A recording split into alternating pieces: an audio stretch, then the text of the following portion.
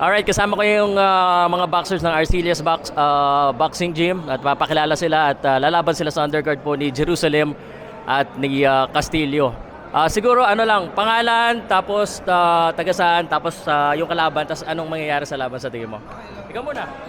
Hinap ka sa camera.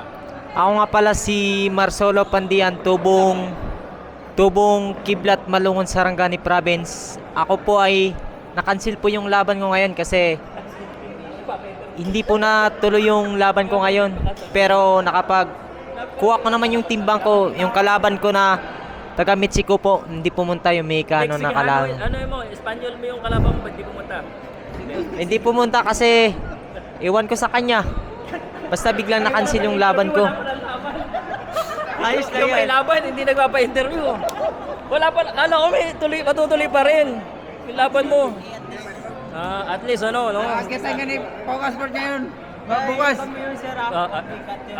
Hindi, wala akong kinaka talagang dire-diretso lang lahat. Oo, para... Ano sabihin ko una? Pangalan, tapos taga saan ka? Go! Taga saan? Oo. Iisip mo bakit taga saan ka? Ang dami yung pinuntahan ko. Oo, di kahit saan, sabihin mo lahat. Walang kat-kat yan. Ano yan? Ako po si Melchor Roda, tubong New Israel, Magilala, North Cotabato. Shoutout ko sa tanang nagsuporta sa kuha.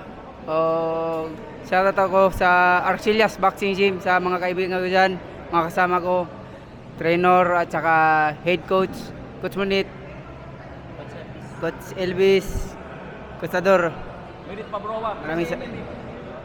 Maraming salamat sa... Last siguro, tanongin ko, anong sa tingin niyo mangyayari sa Jerusalem Castillo?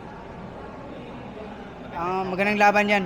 Sa tingin mo, abot ng desisyon? Kasi hindi ko natatanungin kung sino panalo kasi sabihin niyo lagi si Jerusalem. Tingin niyo, knockout o desisyon? Abot ng laban yan, maabot ng desisyon yan. Ikaw? Desisyon ako. Ha? Sa tingin ko po, knockout mga round 7. Talpak na na. Ikaw, pakilala ka na boxer ba?